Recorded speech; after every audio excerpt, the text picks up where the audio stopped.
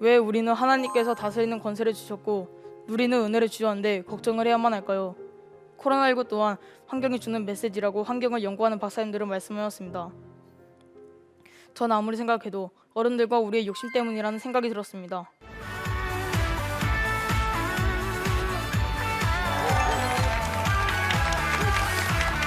네, 안녕하세요. 저는 충청남도 당진에서 올라온 초등학교 6학년 유재훈입니다. 제 이름은 이슬재 향기훈입니다. 제가 태중에 있을 때 부모님께서 예수님의 향기를 내는 자녀가 되라는 소망을 품고 기도하셨다고 합니다.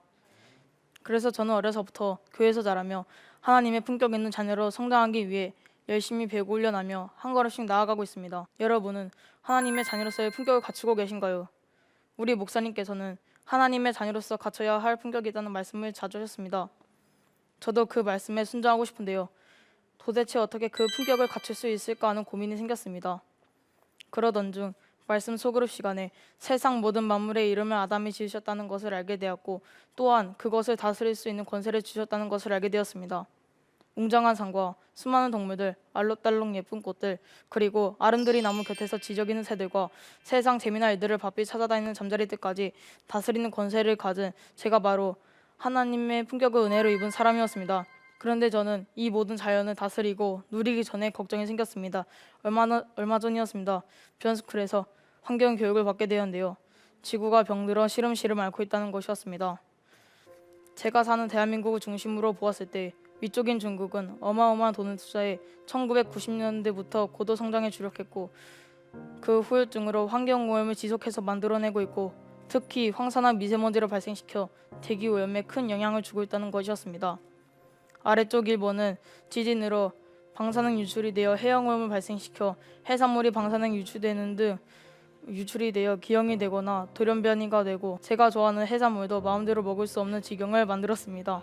그로 인해 멸종위기에 처해 있는 북극곰의 사진을 보여주었는데 충격 그 자체였습니다. 기온이 높아져 빙하가 녹아 작은 빙하 조각에 힘겹게 매달려 있는 모습과 엄마 곰이 아기 곰을 품은 채 녹아오는 빙하의 모습을 지켜보며 웅크리고 있는 모습에 전 마음이 아팠습니다.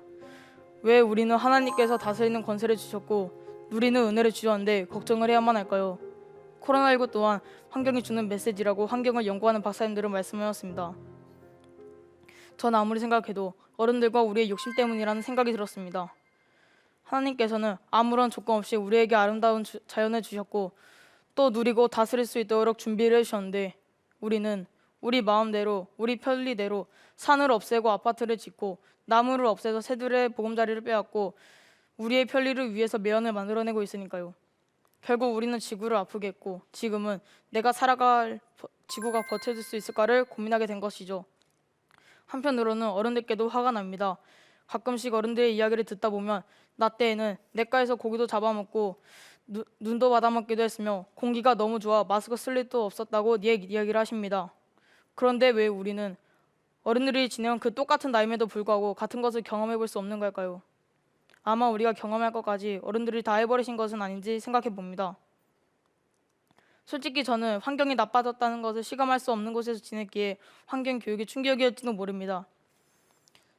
저는 1학년 때부터 학교가 끝나면 당진 동육교에서 운영하는 방과후 학교인 비욘스쿨에서 자랐는데요. 제가 다니는 비욘스쿨은 산과 들로 둘러싸인 곳에 위치해서 파란 하늘과 초록숲에서 새들의 응가를 들으며 축구도 하고 술래잡기도 합니다.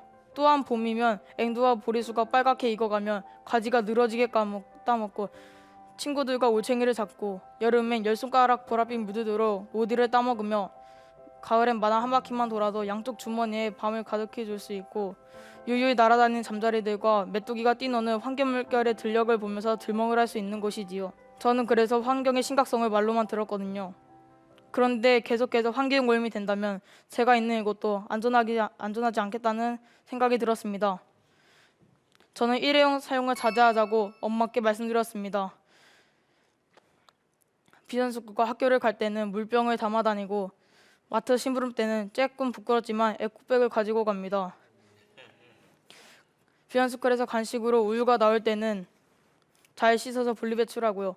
부득이 종이컵을 사용해야 할 때는 이름을 써서 되도록 많이 사용한 후에 버리도록 6학년 친구들도 노력하고 있습니다. 비록 작은 실천으로 구속도는 더디지만 그 걸음이 모인다면 지구는 조금씩 덜 아파질 것이라는 생각이 들었습니다. 여러분도 저와 그리고 제 친구들과 함께 환경을 위한 실천으로 지구를 쓰담쓰담해주는 건 어떨까요? 어른들께서도 맑고 깨끗한 자연을 사용하셨으니 저에게도 같은 것을 주셔야 하지 않을까요? 저도 잘 사용하여 제 자녀에게 소중히 물려주도록 하겠습니다. 하나님이 주신 아름다운 지구를 위해 오늘부터 품격 있는 작은 실천에 함께 해보면 좋겠습니다. 감사합니다.